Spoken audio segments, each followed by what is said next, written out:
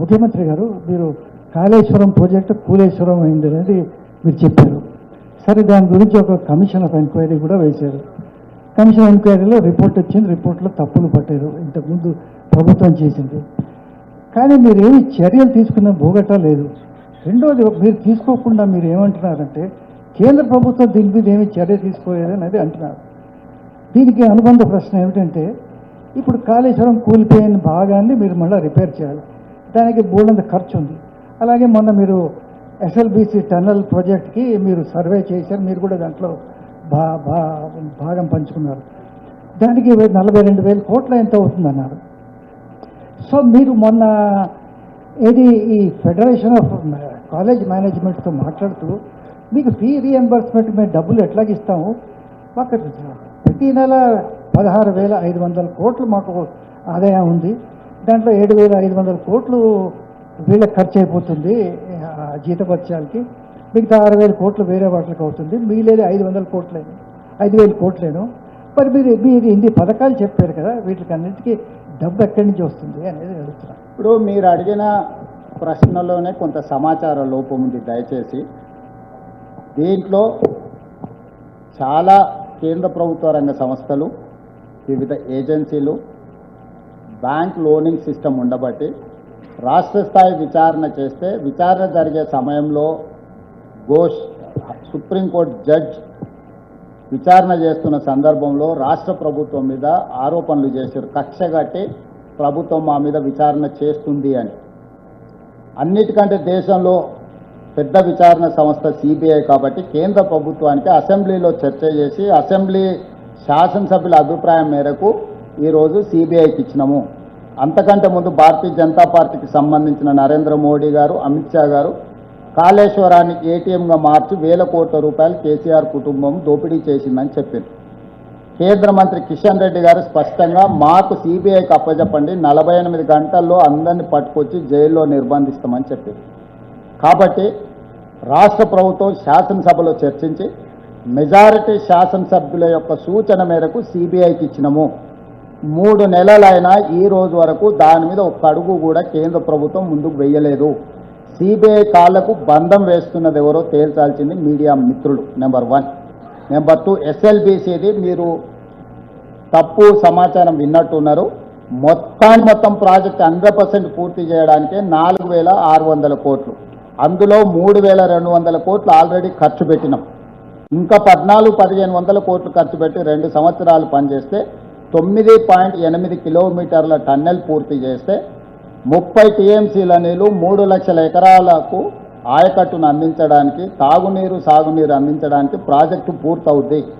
కేవలం 14,000-1,500 కోట్ల రూపాయలు ఖర్చు పెడితే 3 లక్షల ఎకరాలకు నీళ్లు అందించే ప్రాజెక్టును చంద్రశేఖరరావు గారు 10 సంవత్సరాలైనా పూర్తి చేయకుండా పెట్టింది.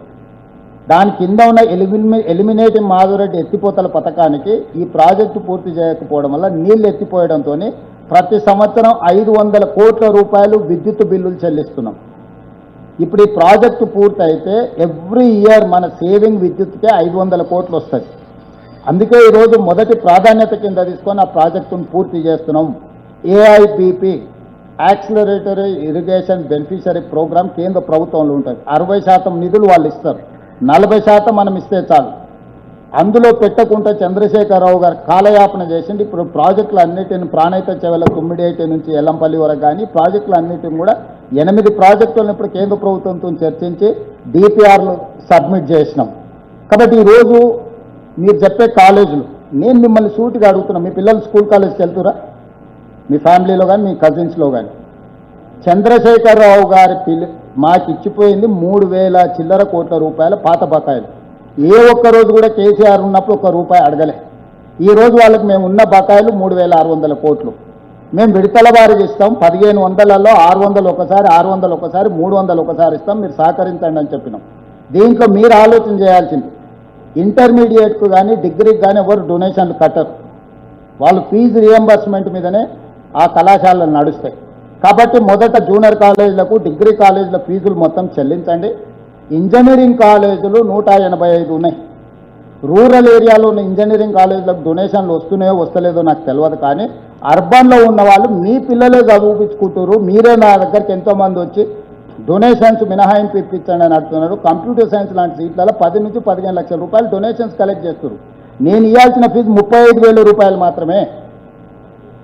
Final year out going student certificates ఉంటే వాటి డబ్బులు ఇస్తానా, విడతల వారికి ఇస్తానంటే లేదు, మేము బంధు పెడతాం, నువ్వు మొత్తం ఒకసారి కట్టాల్సిందే అని అడుగుతున్నాయన్న నేపథ్యం నేను చెప్పిన ఇప్పుడు నేను మళ్ళీ చెప్పదలుచుకోలేదు. ఎన్ని కాలేజీలు కొత్త కాలేజీలకు అనుమతి అడిగిండు. ఎక్కడో మహబూబ్నగర్లో నడుపుకునే కాలేజ్ అయినా హైదరాబాద్లో ఆఫ్ క్యాంపస్ అడుగుతున్నాడు. అంటే 100% రూల్కి అగెనెస్ట్గా కోరికలు కోరితే నేను తీర్చలేదని ఆ పదం మీద నన్ను బెదిరించడానికి బంధువులు అంటారు. ఓకే ఫైన్, బంద్ చేస్తారు. 6 నెలలు బంద్ అయింది, 6 నెలలు ఫీజులు ఇవ్వలేదు. 6 నెలల తర్వాత మొత్తం ఫీజులు గవర్నమెంట్ ఇస్తుంది. ఈ అకాడమిక్ ఇయర్ పోయింది కదా, పిల్లలు ఎవరు తెచ్చిస్తారు? ఇప్పుడు కాలేజీలు బంద్ చేస్తే పిల్లలు అకాడమిక్ ఇయర్ లాస్ అవుతుంది. 6 నెలల తర్వాత ప్రభుత్వం ఎక్కడైనా నిధులు ఇస్తుంది ఎనుకో ముందు. మరి ప్రభుత్వం నిధులు ఇచ్చినప్పుడు ఈ అకాడమిక్ ఇయర్ ఏదైతే లాస్ అవుతుందో పిల్లలను ఎవరు జవాబుదారి?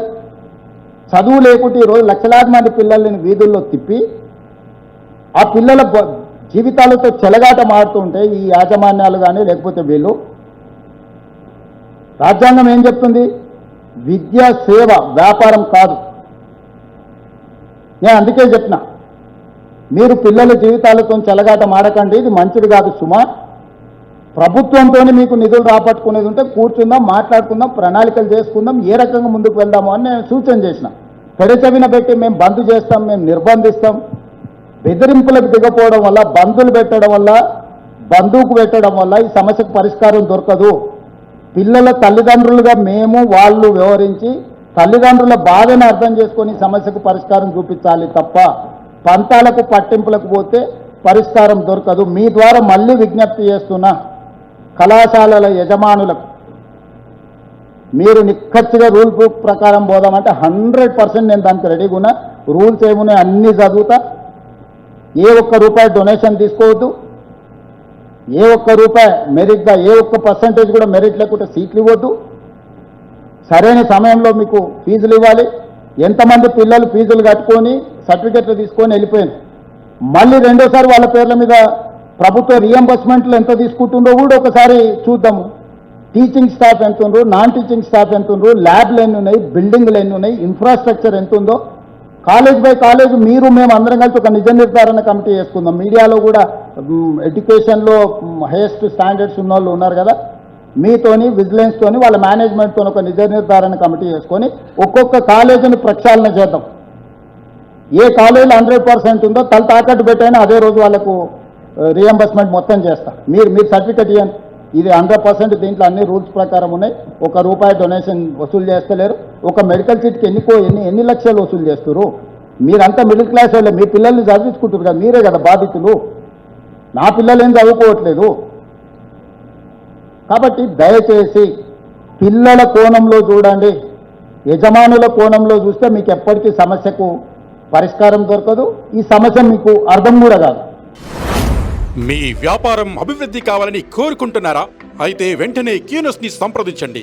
Schools, colleges, banks, shops, office promotions, land promotions, political promotions, restaurant promotions, hospital promotions, పుట్టినరోజు వేడుకలు, శుభకార్యాలు, వ్యాపారాలు ఏవైనా, సందర్భం ఏదైనా ఇప్పుడే క్యూనస్ ద్వారా తెలియజేయండి.